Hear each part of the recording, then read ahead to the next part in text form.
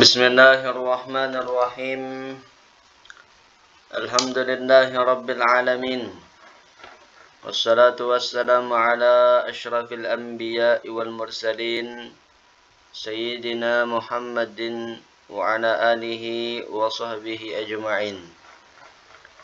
Alhamdulillah, kita sudah sampai di hadis yang ke-13 dari 40 hadis di Arba'in An-Nawawiyah yang dikarang oleh Al-Imam Yahya bin Sharafuddin An-Nawawi yang dikenal dengan Imam An-Nawawi. Al-Hadits Al-Thalith Ashar. La yu'minu ahadukum hatta yuhibba li akhihi ma yuhibbu li nafsihi. An Abi Hamzah Anas bin Malik radhiyallahu anhu khadimi Rasulillah sallallahu alaihi wasallam an Nabi sallallahu alaihi wasallam qala la yu'minu ahadukum hatta yuhibba li akhihi ma yuhibbu li nafsihi. Rawahul Bukhari wa Muslimun. Hadis yang ke-13 dari Abi Hamzah Anas bin Malik. Anas bin Malik ini merupakan khadim Rasulullah sallallahu alaihi wasallam. Adalah orang yang berkhidmat kepada Rasulullah sallallahu alaihi wasallam, pembantu Nabi, orang yang berbakti kepada Nabi. Khodamnya Rasulullah sallallahu alaihi wasallam Anas bin Malik ini. Diriwayatkan Anas bin Malik ini menjadi khodamnya Rasul atau menjadi orang yang berbakti kepada Rasulullah sallallahu alaihi wasallam kurang lebih selama 10 tahun lamanya. Dan beliau Anas bin Malik ini pernah mendapatkan doa dari Rasulullah sallallahu alaihi wasallam. Nabi mendoakan beliau, Allahumma akthir malahu wa waladahu wa barik fihi wa adkhilhul jannah. Ya Allah, kata Nabi mendoakan Anas bin Malik, ya Allah, perbanyaklah Anas bin Malik ini hartanya. Jadikanlah dia orang yang kaya. Kemudian perbanyaklah anaknya dan berkahilah dia dan masukkanlah dia ke dalam surga.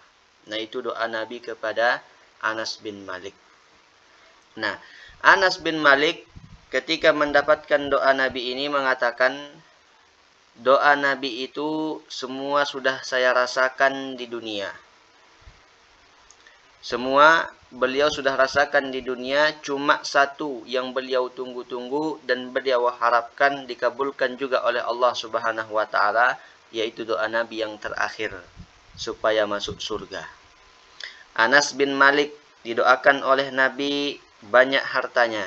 Terbukti pada waktu itu Anas bin Malik menjadi orang yang sangat kaya raya berkat doa Nabi tadi. Anas bin Malik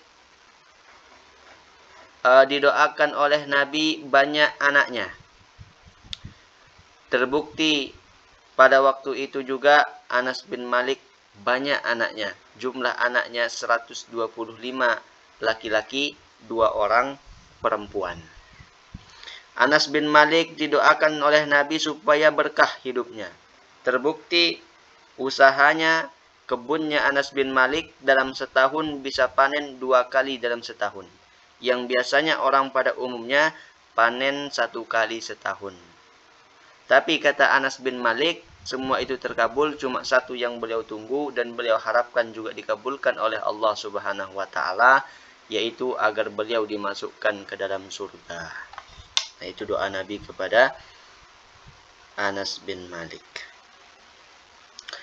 Anin Nabi sallallahu alaihi wasallam, dari Nabi sallallahu alaihi wasallam kata beliau, qala Rasulullah sallallahu alaihi wasallam bersabda, la yu'minu ahadukum, tidak beriman salah seorang di antara kalian. Tidak beriman di sini maknanya tidak sempurna iman salah seorang di antara kalian. Bukan hanya dimaknai dengan tidak beriman. Kalau kita bilang tidak beriman salah seorang di antara kalian, berarti orang yang tidak mengamalkan hadis ini dianggap tidak beriman. Maksudnya adalah tidak sempurna iman salah seorang di antara kalian. Hatta yuhibba li akhihi ma yuhibbu li nafsihi, sampai dia mencintai untuk saudaranya sesuatu yang dia cintai untuk dirinya juga. Nah itu. Kalau kita ingin diri kita ini menjadi orang yang sehat, maka kita juga menginginkan orang lain, kaum muslimin muslimat, menjadi sehat. Kalau kita ingin diri kita ini menjadi orang yang taat, ibadah kepada Allah, patuh kepada hukum-hukum Allah, maka juga kita ingin kaum muslimin muslimat, orang-orang yang lain juga patuh taat kepada hukum Allah, beribadah kepada Allah. Kalau kita ini ingin menjadi orang yang paham di dalam bidang ilmu ini, ilmu itu, apakah misalnya, maka kita juga ingin melihat orang lain paham sama seperti kita.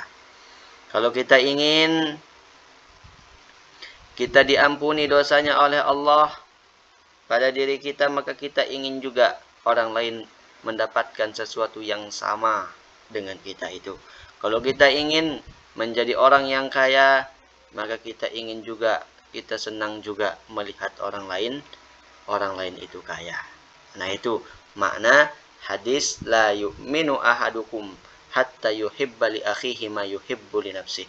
Tidak sempurna iman salah seorang di antara kalian sampai dia mencintai saudaranya apa yang dia cintai untuk dirinya. Nah, hadirin hadirat yang dimuliakan oleh Allah Subhanahu wa taala, hadis ini adalah hadis yang apabila diamalkan, biasanya orang kalau mengamalkan hadis ini itu cepat mengalah dia. Cepat mengalah karena ya sudahlah, biar orang lain yang mendapatkan itu, selama itu kebaikan dan tidak merugikan dia, ya kan?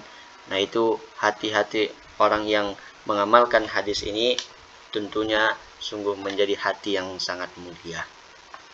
Nah terkait tentang hal ini, di dalam riwayat yang lain diperjelas juga oleh sabda Nabi Shallallahu Alaihi Wasallam, riwayat Imam Ahmad bin Hanbal, Rasulullah Shallallahu Alaihi Wasallam bersabda, la yablughu abdun haqiqatal iman hatta yuhibba linnas ma yuhibbu li nafsihi.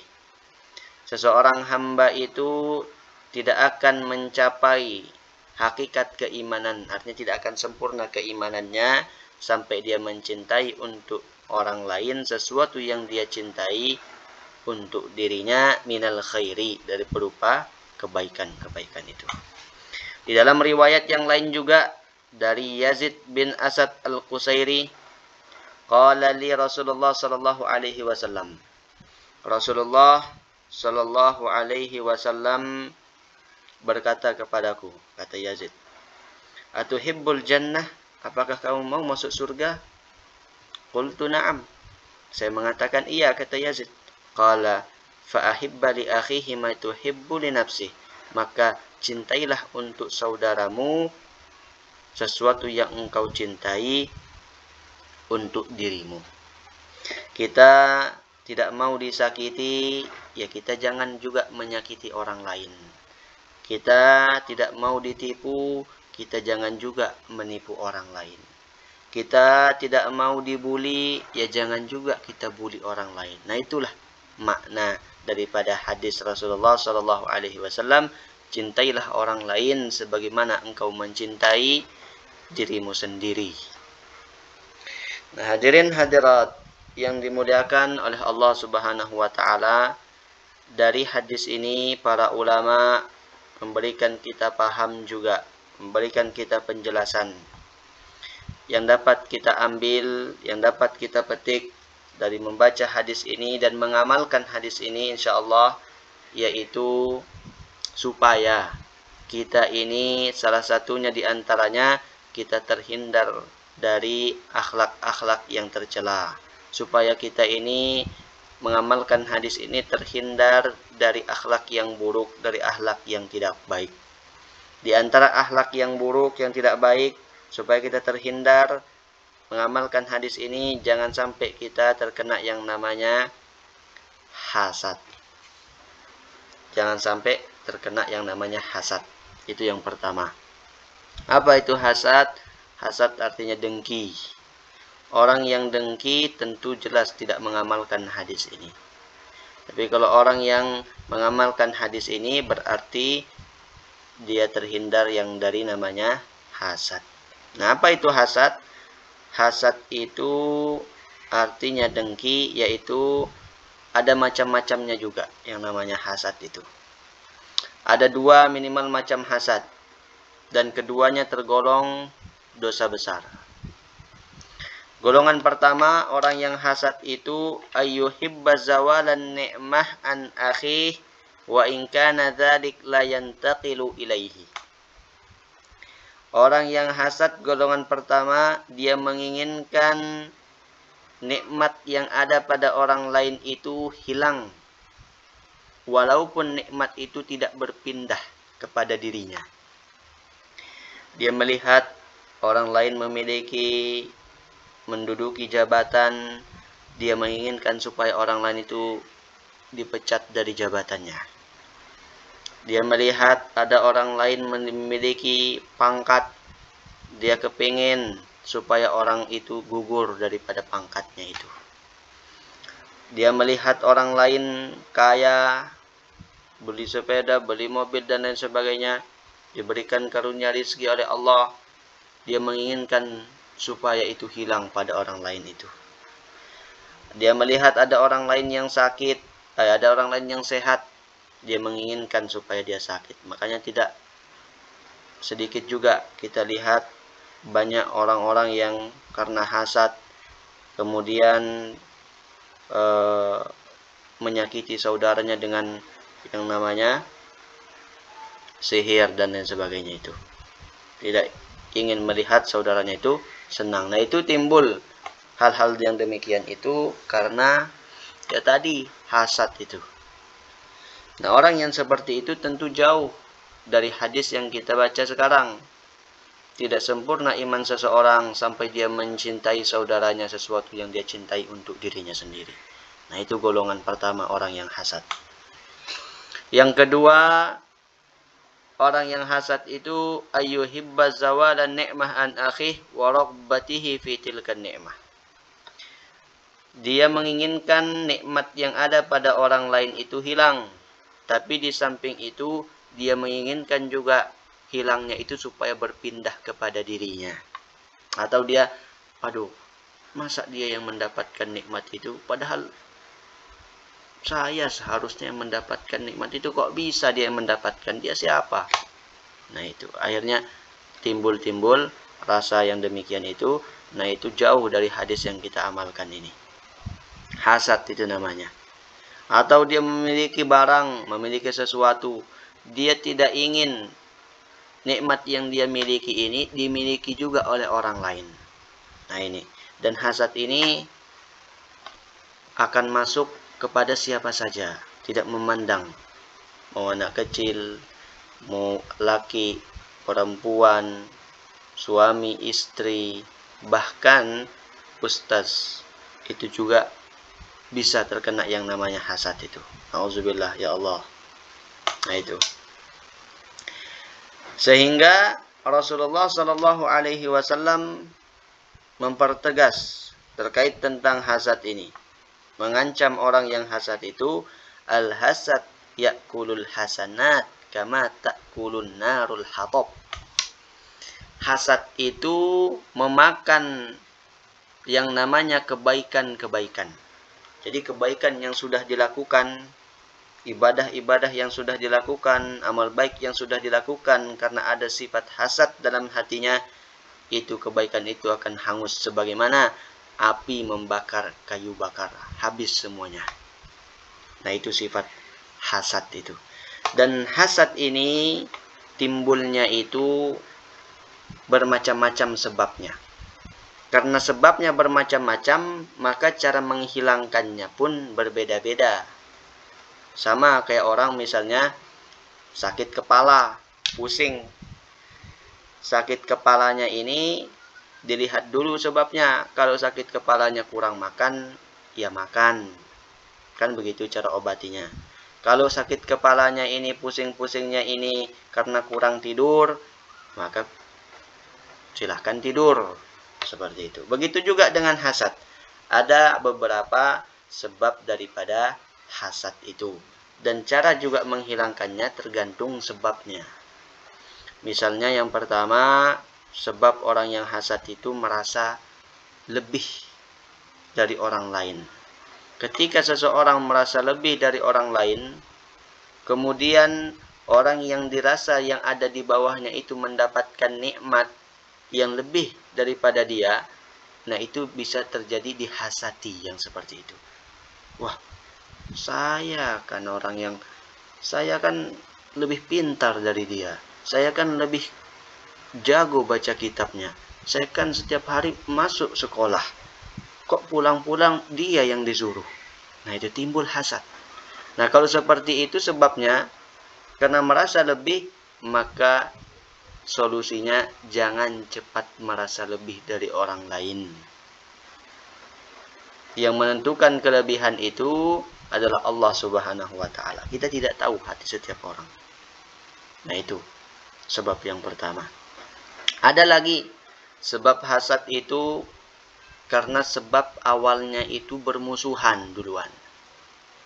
Awalnya sudah bermusuhan.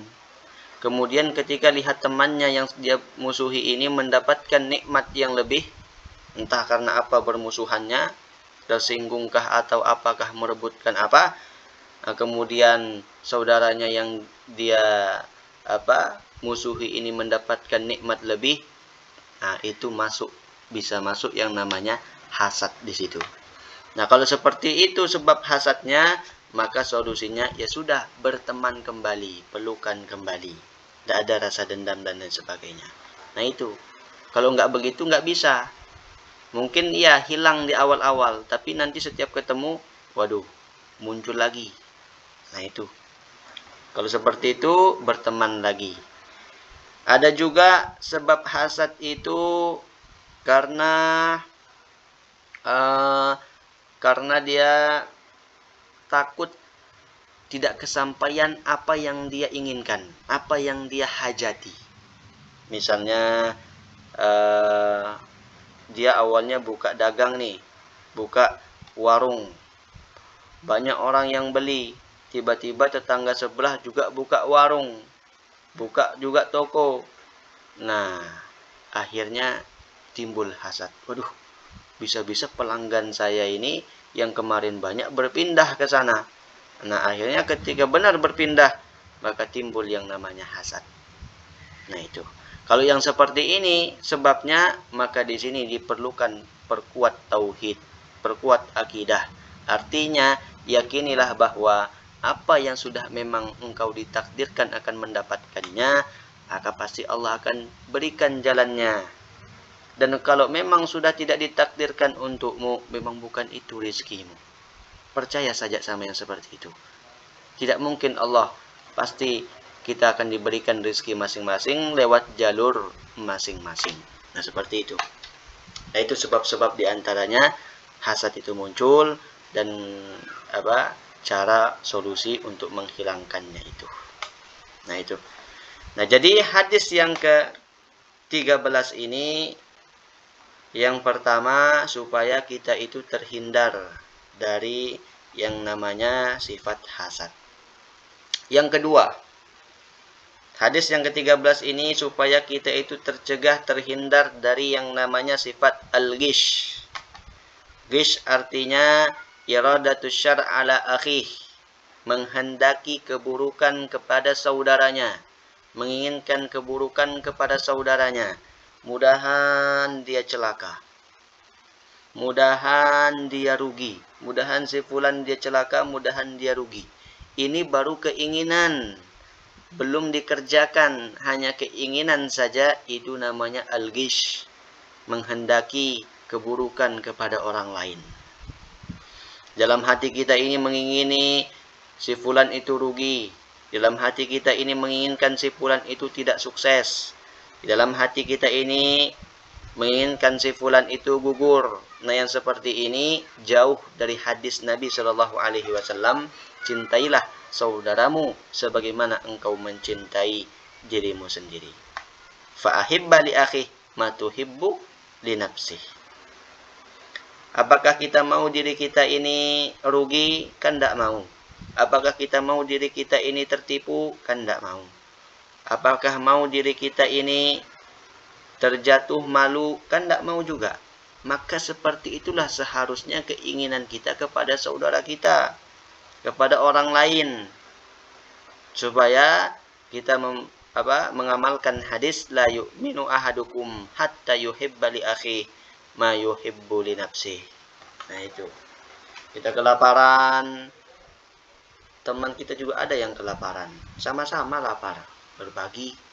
Nah, seperti itu. Kemudian hadirin hadirat yang dimuliakan oleh Allah Subhanahu wa taala, kita ketika melihat satu kejahatan misalnya, perzinahan atau perjudian misalnya, kemudian kita laporkan hal ini kepada pihak yang berwajib. Nah, apabila kita melaporkan ini dengan niat yang bagus, dengan niat yang tulus, amar ma'ruf nahi mungkar, maka kita akan mendapatkan pahala. Tapi ketika kita melaporkan saudara kita yang berjudi, yang berzina ini ke pihak yang berwajib dengan niatan supaya mempermalukan, menjatuhkan mereka, maka di situ kita yang bersalah, yang berdosa. Nah, itu namanya gish, menginginkan keburukan, menghendaki keburukan kepada orang lain. Nah, hadis yang ke-13 ini supaya kita terhindar tidak memiliki sifat gish, mencintai saudara sebagaimana mencintai diri kita sendiri. Itu yang kedua. Yang ketiga, hadis yang ke-13 ini supaya kita itu terhindar juga yang dari namanya sifat al-ghil. Ghil ini yashmalul khiyanat wal hikda. Ghil ini mencakup dua hal, khianat dan juga hikid. Hikid itu artinya dendam. Nah, terkait tentang ghil ini, Allah firmankan dalam Al-Quran, wa may yaghlul ya'ti bima ghalla yaumal qiyamah. Barang siapa yang melakukan khianat, maka dia akan didatangkan dengan apa yang dia khianati pada hari kiamat yang akan menjadi saksinya itu. Nah, khianat ini juga ada macam-macamnya. Ada beberapa contohnya. Misalnya khianat orang tua mengirimkan uang kepada anaknya yang di rantauan sana atau yang lagi sekolah. Nah, ini uang gunakan untuk bayar semester. Ini uang gunakan untuk hal-hal yang baik, kebutuhanmu di pondok misalnya. Tapi malah digunakan kepada sesuatu yang tidak ada manfaatnya. Nauzubillah kalau sampai digunakan kepada sesuatu yang haram. Nah, itu khianat anak kepada kedua orang tuanya. Contoh lagi khianat istri kepada suaminya. Istri menginginkan suami orang lain padahal dia sudah punya suami, atau seorang istri selingkuh dengan orang lain. Nah, itu juga termasuk khianat namanya itu. Termasuk juga di dalam khianat itu mencuri. Yasriqus-sir, mencuri diam-diam. Termasuk bagian mencuri kalau sekarang itu seperti negara mencuri uang negara, korupsi. Nah, itu artinya berkhianat kepada bangsa dan juga negara. Dan hal yang seperti ini tentu tidak mengamalkan hadis yang ke-13 ini. Tidak mencintai saudaranya sebagaimana mencintai dirinya sendiri. Hanya mementingkan kebutuhan, kepentingan, kesenangan pribadi saja. Nah, kemudian yang kedua, termasuk daripada ghil itu adalah hikid, al-hikdu, atau dendam. Nah, dendam ini juga termasuk penyakit hati. Apa yang dinamakan dengan dendam itu? Dendam itu kalau kita lihat orang rasanya geram, rasanya benci muncul. Kalau kita lihat mukanya muncul benci. Karena dia dulu pernah menyakiti kita, pernah mengecewakan kita, pernah menipu kita, padahal dia sudah minta maaf. Tapi kita setiap bertemu itu masih aja kita ingat-ingat perlakuannya yang dulu, padahal orang sudah minta maaf. Nah, itu namanya dendam yang seperti itu. Nah, Rasulullah Shallallahu Alaihi Wasallam kemudian menegaskan al-mu'min laisa bil haqud. Seorang mukmin itu, orang yang beriman itu tidak sepatutnya untuk yang namanya dendam. Artinya kalau kita dendam berarti kita bukan orang yang mukmin sempurna imannya. Tidak sempurna imannya kalau masih memiliki sifat dendam itu. Nah, ini hadis yang ke-13 ini supaya kita terhindar dari yang namanya ghil. Di antara ghil adalah dendam dan juga berkhianat. Kemudian supaya juga yang keempat, supaya kita ini terhindar dari sifat yang namanya asyamaqah bima asaba akhahu minal bala. Gembira, suka dengan musibah yang menimpa saudara kita. Jangan sampai kita suka atau gembira dengan musibah yang menimpa saudara-saudara kita. Ya Allah, seperti saudara-saudara kita yang berada di Palestina diuji dengan seperti itu. Nah, itu kita prihatin dengan mereka. Dan mereka tergolong orang-orang yang terpilih tentunya ketika kita melihat keadaan mereka itu. Nah, di sini supaya kita itu tidak gembira dengan musibah yang menimpa kaum muslimin dengan hadis yang ke-13 ini. Siapapun kaum muslimin yang gembira ketika saudaranya terkena musibah, maka dikhawatirkan dia akan mendapatkan musibah yang sama yang akan dia rasakan seperti yang dia gembirakan kepada saudaranya itu. Nah, dulu ada seorang wali Allah yang bernama Sari As-Saqati. Beliau berkata, aku minta ampun kepada Allah selama 30 tahun. Apa sebabnya beliau minta ampun selama 30 tahun? Ternyata sebabnya hanya karena beliau mengucapkan Alhamdulillah. Lah, kok bisa mengucapkan Alhamdulillah sampai beristighfar taubat sampai 30 tahun? Kata beliau, dulu ceritanya di pasar kota Baghdad itu terjadi kebakaran. Dan api itu membakar semua toko yang ada di pasar pada waktu itu. Cuma ada satu toko yang tidak terbakar, yaitu tokonya Aulia Allah ini, Sari As-Saqati ini. Kemudian dikabarkan kepada beliau oleh orang-orang yang berada di sana, wahai Sari As-Saqati, kamu tahu nggak di pasar tadi terjadi kebakaran dan semua toko hangus terbakar oleh api. Cuma satu toko yang nggak hangus terbakar, yaitu tokomu. Alhamdulillah, kata Sari As-Saqati. Nah, dengan sebab mengucapkan Alhamdulillah itu padahal, nah itu kan karena ada saudaranya yang lain, cuma dia yang tidak terkena api tokonya, tapi saudaranya yang lain habis terbakar tokonya. Padahal tidak ada dia niatan seperti itu, tapi cuma hanya karena itu dia minta ampun selama 30 tahun coba. Nah, itulah maksudnya mencintai orang lain sama seperti mencintai diri kita sendiri. Nah, itu hadis yang ke-13 ini.